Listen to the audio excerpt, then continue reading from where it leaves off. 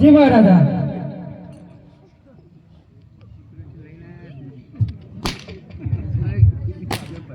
તમે લોકો શું કરો છો? અમે ઊંઘીએ તા. આ બંને માણસ કોણ છે અને અંદર કેવી રીતે ઘૂસી ગયા? અમને ખબર નથી. ખબર નથી. ના.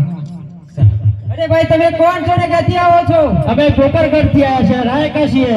શા માટે આવ્યા છો?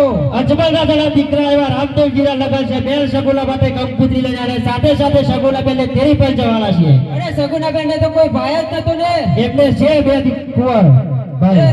તો કંકુત્રી બતાવો. બતાવો. હું મહારાજાને વતાઈને આવું છું. અરે મહારાજા, જી પ્રધાનજી. પોકરગઢથી બે રાયકાઓ આવ્યા છે અને એમ કહે છે કે બેન સગુનાને તેરવા આવ્યા છીએ.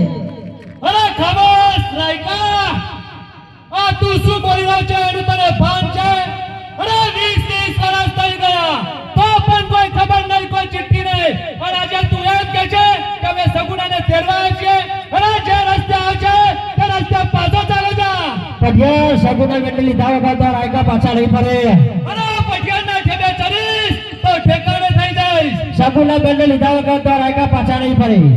અરે લાગે છે રાયકા તારું મોત આવી ગયું છે. અરે મોતની પરવા કરે બીજા પઢિયા, આ રાયકા નહીં. અરે દરિયાનું પાણી કોઈ માપી ના શકે અને આ પટિયાને કોઈ પહોંચી ના શકે. પઢિયા થોડી માપવું હોય તો તમારા પિંગલગઢનું માપજો, અમારા પોકરગઢનું નહીં. આ પટિયાનો એક ઘા પડશે તો પાણી પણ નહીં માગે. અરે રાયકા, આ તો તું ચિઠ્ઠીનો ચાકર છે ને તને જવા દઈશું. નકા પટિયાના સમૂહ ઊંચા અવાજથી કોઈ વાત કરે એના માથા ઉતારતા પટિયા વાત પણ નથી કરતો. અરે પ્રધાનજી, જી મહારાજા.